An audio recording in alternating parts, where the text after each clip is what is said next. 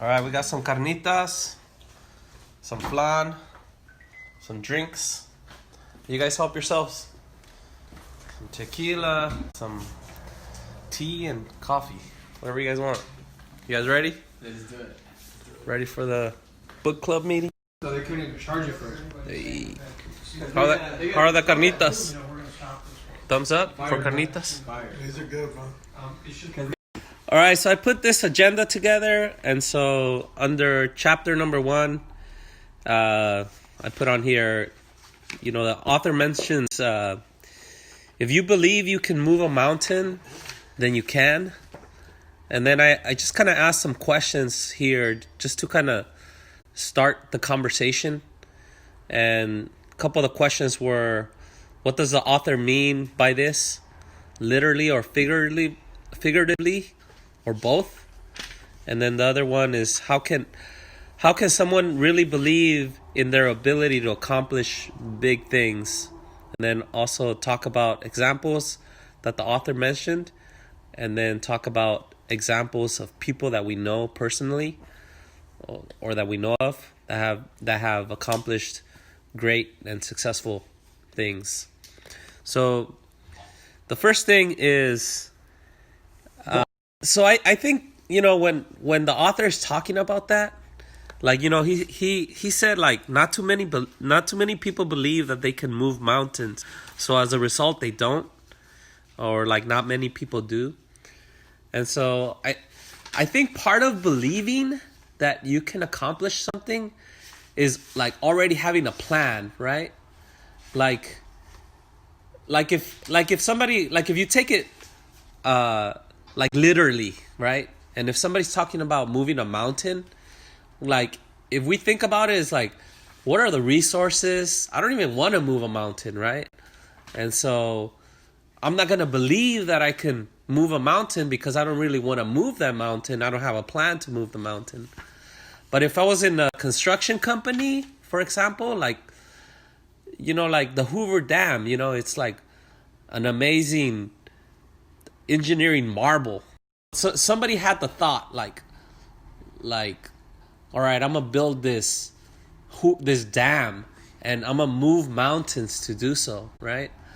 And people at the time that they were building the Hoover Dam, it was like people would say that's impossible. There's no way you could do that. How are you gonna hold a big ass, so many millions of gallons of water and produce energy off of it, electricity? But somebody had the vision, and they got it done, and that person truly believed that he could move that mountain because he had a plan in his head, and he believed it, and he executed. And so if you take it figuratively, you can do that with anything, right? Or you could. Those mountains may be obstacles that stand in our way of success, our goals, what we plan to do in the future. And I mean, either way, you can look at it from your perspective. If you want to move the mountain to get through, want to climb over it to get over to your destination, that's your mountain, and I think that's the way that, from my perspective of how I applied it, you need a plan for everything.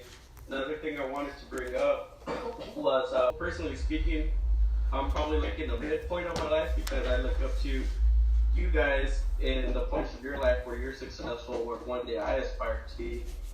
I feel like you guys covered most of it, and I mean, I liked your analogy, Nacho, about the Hoover Dam. I mean, it really made me think of other art, like marvelous architecture that we have in the United States all over the country. Like I thought of like Mount Rushmore and how they made like the president's faces, because that's actually something I've thought of, like where I'm like, how did they do that?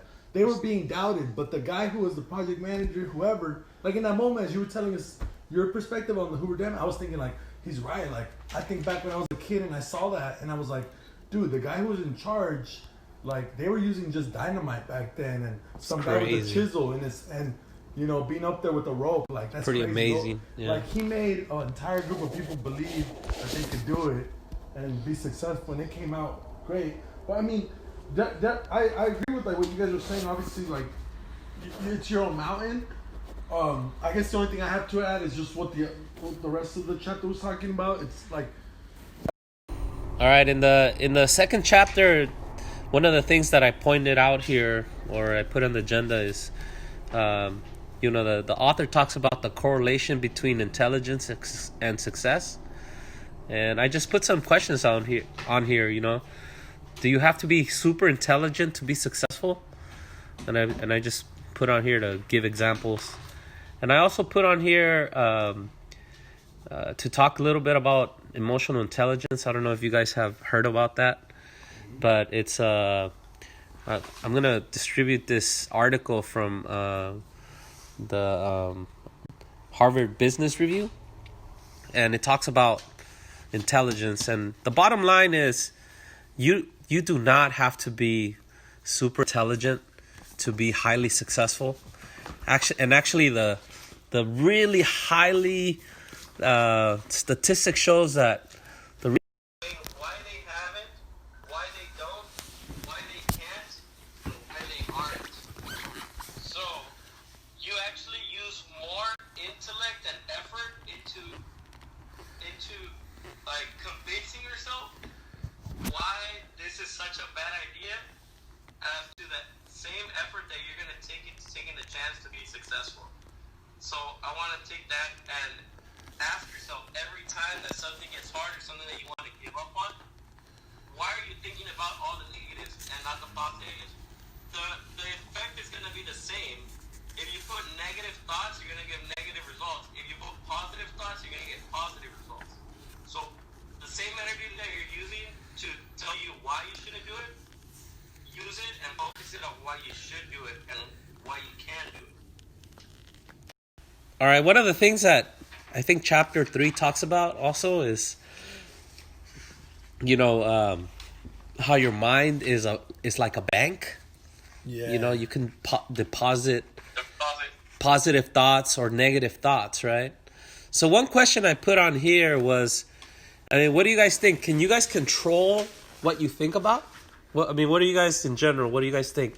Honestly, you can always control it. You just, if you're willing to, I guess, think about whatever it is you're trying to accomplish and whatever you set your mind to at first.